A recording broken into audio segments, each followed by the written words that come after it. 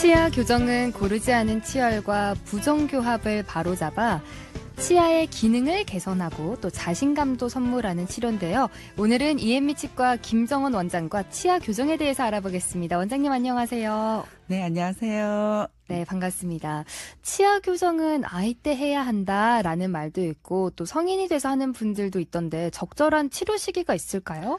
네, 치아 교정은 물론 나이에 따라 목적과 방식이 조금씩 달라지는데요. 제일 중요한 것은 환자의 상태에 따라서 시기를 잡는 것이 제일 좋습니다.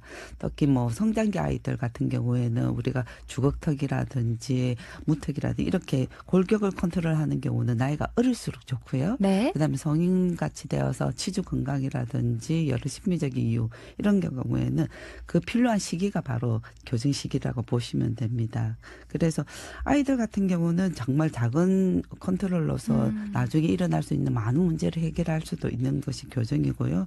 성인들 같은 경우는 치주나 잇몸 건강 이런 것들에 영향을 주기 때문에 우리가 또 보면 정해진 나이가 중요한 것이 아니라 그 개인의 상황이라든지 네. 상태라든지 또 이런 거에 따라서 시기를 결정하는 것이 정말 중요하기 때문에 저희가 통상적으로 어릴 때 성장기 한번 검진을 받아보십시오 하고요. 그다음에 필요할 때 그때 우리가 또 정밀한 교정 상담을 받아보십시오라고 하고 있습니다. 네, 가장 중요한 건 그 사람마다 치아와 턱 성장 상태가 가장 중요하다 이렇게 얘기를 해주셨는데요. 또 이렇게 좀 생각하는 분들이 계신 것 같아요. 치아 교정을 외모를 위한 미용 치료라고 또 덜어 생각을 하는 경우가 있는 것 같은데 꼭 교정을 해야 하는 이유가 있을까요?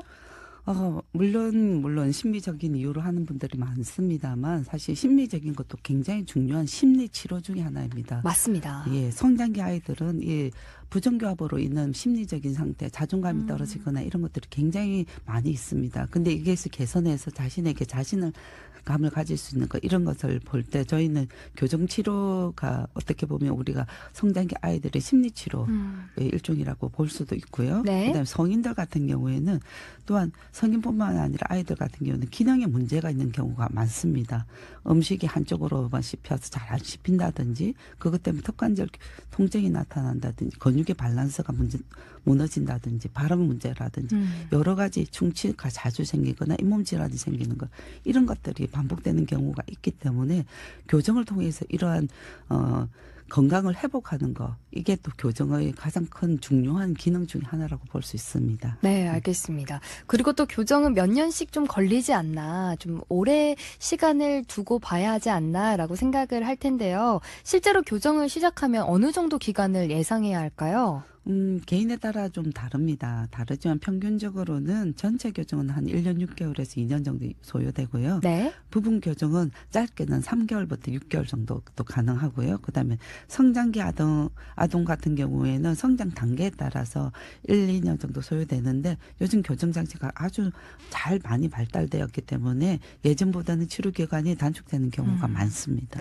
그리고 사실 치과 방문을 꺼려하는 분들이 아프지 않을까 하는 마음 때문인데 또 교정하면 더 아프지 않을까 이런 우려를 많이들 하실 것 같아요. 치료받을 때 느끼는 통증은 어느 정도일까요? 통증은 보통 치아가 움직일 때 생기는 이런 압박감 때문에 불편하다고 느끼는데요. 보통 2, 3일 정도 내에서 일주일 내에 이렇게 소멸됩니다. 그리고 교정하시는 대상을 보면 주로 초등학생들이 참 많죠, 그죠? 네. 이 초등학생들이 설마 이게 굉장히 우리가 뭐 인내심이 많아서 하겠습니까, 그죠? 이게 교정을 할 수 있는 정도이기 때문에 초등학생들이 견딜 수 있는 정도의 통증이라고 보시면 될 것 같습니다. 네, 알겠습니다. 그리고 투명 교정 요즘 좀 자주 마주할 수 있는 단어인 것 같은데 기존의 그 브라켓 교정이라고 하죠. 그것과 좀 비교했을 때 어떤 차이가 있는지도 궁금한데요. 우리가 통상적으로 이제 교정하면 브라켓 교정을 주로 생각을 하기 쉬우신데요. 금속이나 세라믹 장치를 치아에 붙여가지고 복잡한 치열에도 이렇게 교정을 하는 것들이 보통 우리 생각하는 교정인데요. 이런 교정이 과거에 모든 경우들을 다 수복할 수는 없는 경우가 있습니다. 특히 이제 우리가 대인적인 심리적으로 관계를 많이 해야 되는 부분, 브라켓이 있어서 어떻게 직업적으로 하기가 어려운 분들 이런 분들이 많습니다. 그런 경우에는 이런 투명 장치, 투명 마우스피스를 이용해서 꼈다 뺐다 착탈이 가능합니다. 그래서 상대방이나 내 어떤 일을 함에 있어서 교정으로 인해서 불필요한 일을 없도록 만드는 것이 이제 투명 교정인데요. 이게 이제 관리도 쉽고 위생적으로 편하지만 단점으로서 안 끼면 안 됩니다. 네. 깜빡하면 안 되겠어요. 네, 그렇지만 굉장히 환자분마다 상태에 따라서 다양하기 때문에 투명 교정이 또 모든 경우 가능하지는 않거든요. 그래서 네. 정밀한 상담이 좀 필요합니다. 네, 0849 애청자가 질문을 주셨는데요. 저는 37세 남자이고 앞니 쪽에 덧니가 있는데 교정을 받으라고 권유를 받았거든요. 그런데 지금 하기엔 좀 늦은 감이 있어서 괜찮을지 또 위험하진 않은지 궁금합니다라고 질문 주셨어요. 네, 어릴 때는 이 덧니가 좀 귀엽습니다. 근데 성인이 되면 이 덧니가 사회적인 생활을 할 때 우리가 정돈되지 않은 이미지를 주는 경우가 많고요. 그다음에 덧니 쪽에는 아무래도 치아 관리가 굉장히 안 좋습니다. 그래서 잇몸에서 피가 난다든지 이런 분들이 굉장히 생기거든요. 그래서 네네.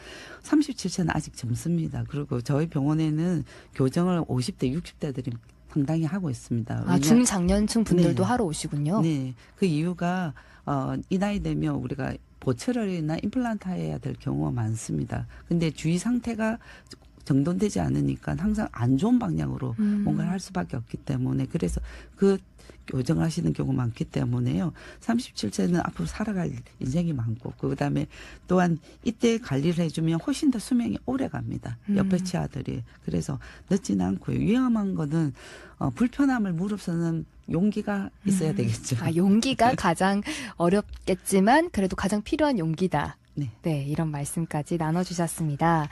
마지막으로 교정 치료 중에 주의해야 할 점이 있다면 좀 어떤 것들이 있을까요? 네.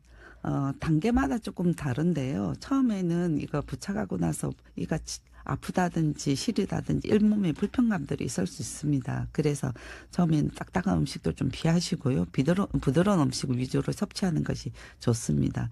그리고 환자분들이 과민하게 걱정하지 않으시면 좋겠습니다. 적응하게 되어 있습니다. 네. 그리고 장치가 파손되지 않도록 주의가 필요한데요. 우리가 브라켓 교정할 때는 딱딱한 음식, 이런 것도 끈적끈적한 음식, 엿, 계란, 인절미 이런 거는 드시면 장치가 떨어지거나 와이어가 휠 수 있기 때문에 환자분이 불편하거나 아플 수가 있으니까 그런 거는 주의해 주시면 좋겠고요. 네. 아까 투명 교정 같은 경우는 색깔 있는 음식이나 뭐 뜨겁거나 차가운 음료를 같이 마신다면 이게 변색이나 변형이 일으킬 수가 있습니다. 그래서 반드시 장치를 빼고 식사를 해 주셔야 되고요.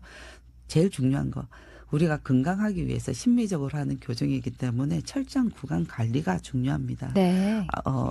치아에 다른 장치가 붙어 있기 때문에 음식물이 끼기 참 좋습니다. 그래서 충치라든지 잇몸 발생 위험성이 조금 발생하겠습니다. 그렇기 때문에 치간 칫솔이라든지 교정 전용 칫솔, 구강 세정기를 이용해서 적극적으로 관리해 주시는 것이 너무 중요합니다. 네, 교정 치료 중에는 좀 음식 섭취 습관도 중요하고 또 구강 청결에 좀 더 신경을 써주셔야 할 것 같습니다. 오늘은요, 치아 교정에 대해서 알아봤습니다. EME 치과 김정원 원장님 오늘 말씀 고맙습니다.